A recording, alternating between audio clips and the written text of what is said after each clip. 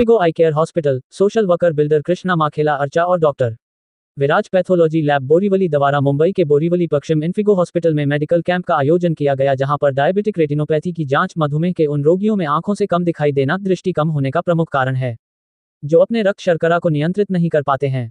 आंखों की इन्हीं सब बीमारियों के निदान हेतु डॉक्टर विराज के नेतृत्व में निःशुल्क आंख, ब्लड शुगर की जांच, BLD दबाव की निगरानी, शुल्क नेत्र प्रेशर, नेत्र रेटिना फंडोस्कोपी आदि जांच की गई। 10 से 13 जुलाई तक इस जांच शिविर में भारी संख्या में लोगों ने हिस्सा लिया। रक्त शर्करा को कैसे नियंत्रित किया जाए, मधुमेह के रोगी कितनी बार आंख और शुगर की जांच कराए, इन सभी महत्वपूर्ण मुद्दों पर रोगियों को मार्गदर्शन प्रदान किया गया।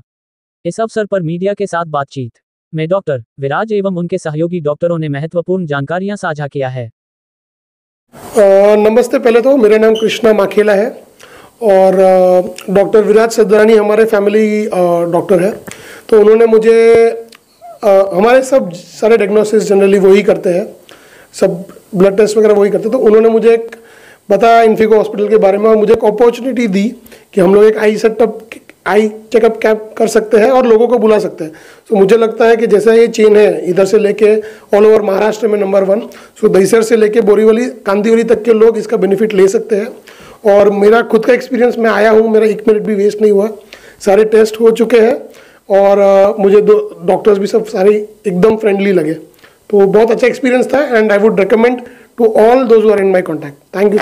नमस्ते, मेरा नाम डॉक्टर विराज है, MBBS MD path, owner of doctor Viraj pathology laboratory.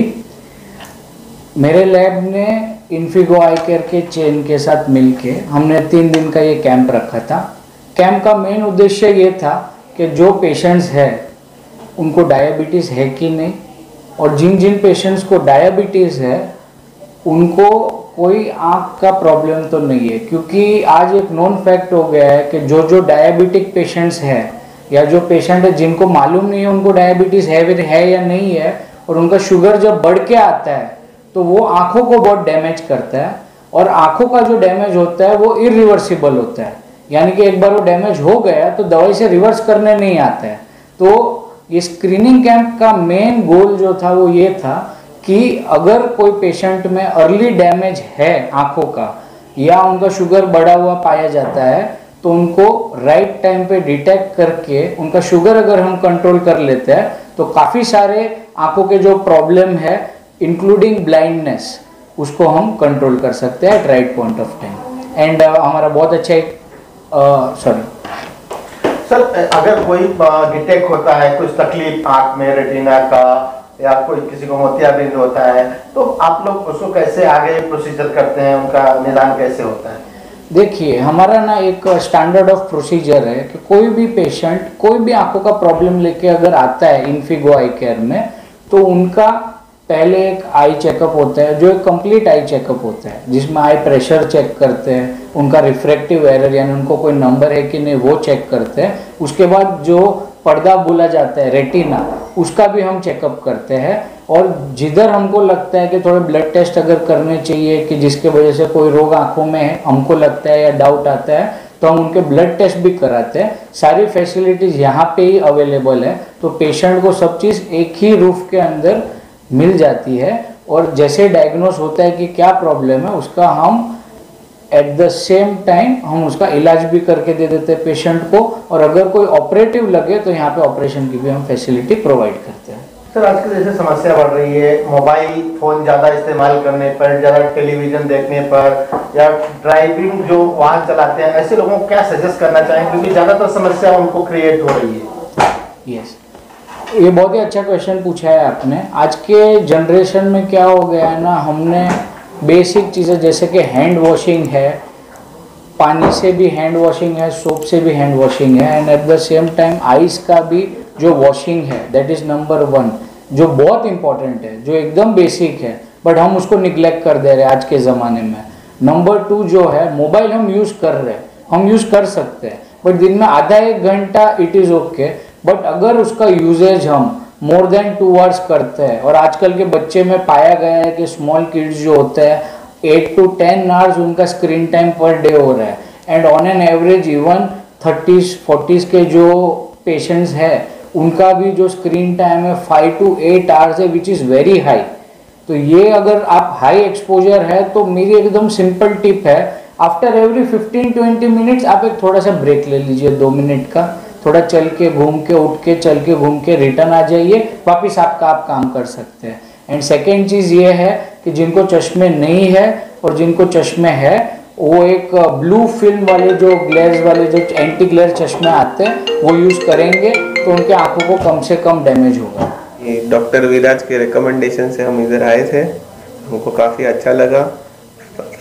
सबसे पहले आके हमारा रजिस्ट्रेशन कराया, सब काम एकदम फटाफट हो रहा है और एकदम एक्यूरेट टेस्टिंग हो रहा है और ज़्यादा वेटिंग नहीं है और रिज़ल्ट भी तुरंत का तुरंत हमको सामने के सामने दिख रहा है। रिस्पॉन्ड तो अच्छा था, लग रहा है काफ़ी अवेयरनेस फैला होगा समाज में कि हर साल डायबिटीज़ हो तो आँख भी चेक करवानी चाहिए, शुगर चेक करवाना चाहिए। Response was good, we are hoping for the best. किन किन चीज़ों का आप लोगों ने आज चेकअप किया है यहाँ पे आँखों का? विजन चेक किया, चश्मे का नंबर चेक किया, रेटिना चेक किया है और ग्लूकोमा वगैरह रहा वो भी चेक किया है। अच्छा था।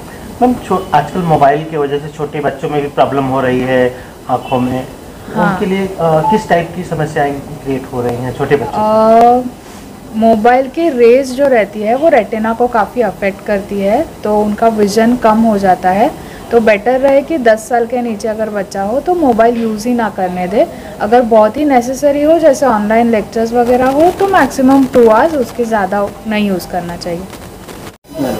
मैम आज इंफीगो हॉस्पिटल में जो आई कैंप चल रहा है, क्या क्या स्पेशल रहा, पब्लिक का रिस्पांस कैसे रहा? अच्छा था रिस्पांस। हम लोग ने जैसे ऑटोमेटेड मशीन पे भी AR जिसको बोलते हैं उससे नंबर चेक किया गया, फिर NCT जो मशीन रहती है उससे आँखों का प्रेशर चेक हुआ जाता है।